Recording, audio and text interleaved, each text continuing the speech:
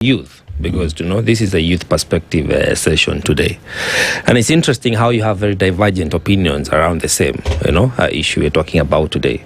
When your mouth is full, of course you cannot understand what the common Mwananchi is going through. Well, the reality is all this fuel hiking is affecting the cost of living, regardless of the political divide anybody assumes. Sure.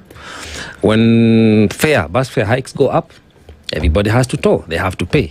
When cost of production goes up, that cost has to be passed on to the consumer. So, as a youth today, people may enjoy assuming certain political positions, advancing certain, agendas. But you have to go down to the nitty-gritties and ask yourself, today we are guided by a constitution that says the government that we, the people, form ought to protect the interest of Kenyans. Yes. From where you stand, Roseline, do you feel that this government is clearly securing and protecting the interest of Kenyans? Ordinary Kenyans who pay the taxes, who toil to make sure they have food on the table, who have to make sure that kids are getting to school on time, in time, and who have to make sure that the country is still running. Do you feel the interest of Kenyans are being well catered for by this government that is supposed to regulate? Because whenever we have a disaster found is easily and quickly found.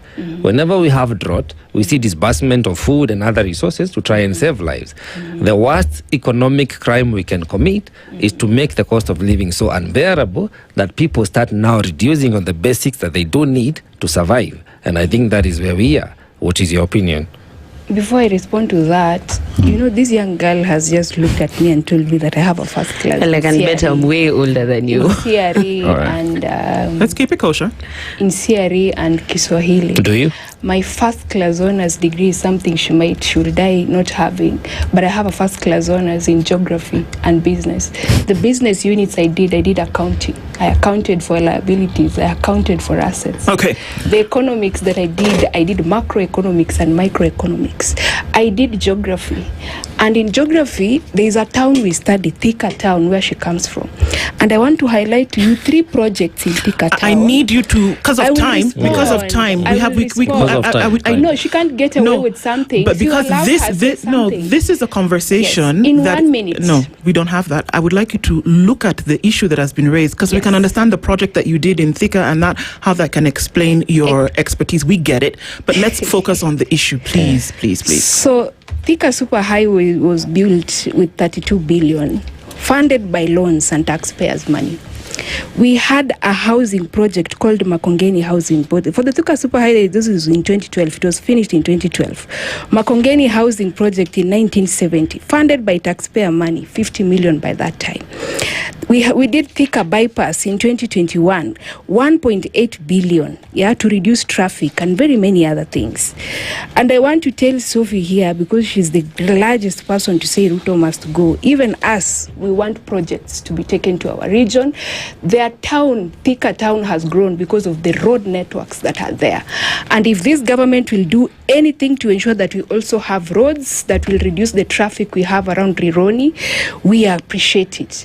If this government will do anything for us to also have SGR so that we don't only depend on the road transport, we will greatly appreciate it. We need to stop having double standards. If you look at those 3 projects, they were done when people from their community were in power.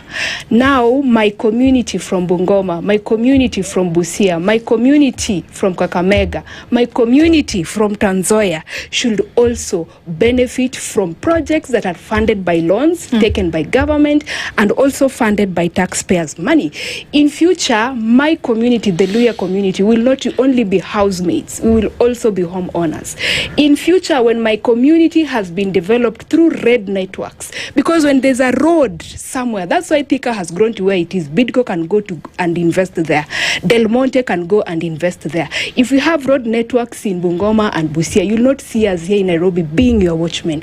Even as we will be investors of homes. We will not only be shamba boys, even as we will be owners of this land.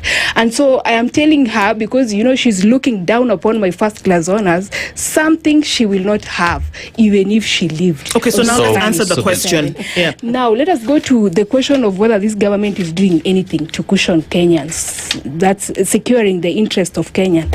I would say one, as someone who is witnessing the construction of the Rironi Summit, that is an interest to us. Does that lower the cost of living? The issue is on the cost of living. Yes, I will say to the development of SGR. Let me tell you, if Bungoma developed to where Nyeri has developed, if Busia developed to where Muranga has developed, you will not see us here. We will be in our counties because investors will be there to create jobs for us. But Rose, look, wait, now, wait, there's just a hold up, There's a question of cost of living. Hold up. How much is the price of Bunga? Hold up. How much is the price Let me of answer Bunga? you. Let me answer you. Yes.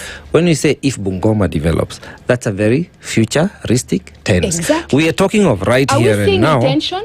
No, it's not about intention. It's about action. Now, leave that aside. I've asked you, what is the price of Unga as of now? I asked you the question about the cost of living, And you said the yes. purpose of government is to make sure that people receive the services that they receive affordable, quality, and accessible.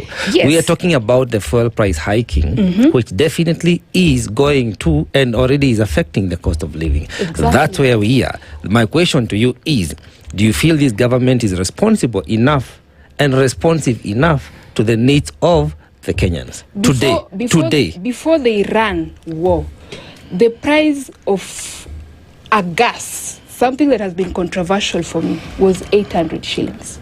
Before the Iran war, that means the cost of Unga was at 140. In the next few months, we don't know that. So what was the price will of get. gas today, from 800 to? Where I refilled, they've told me they're now refilling at 1050. So is that because, one, Kenya has a Should bigger we- population? Because if you were to go by your fuel argument, No, should we you blame say, the government for the Iran war? well, should we blame the fuel prices on the they doing population of something? Kenyans? Are they doing something? Yes. No, they're Are they not. going to respond? No, they're not.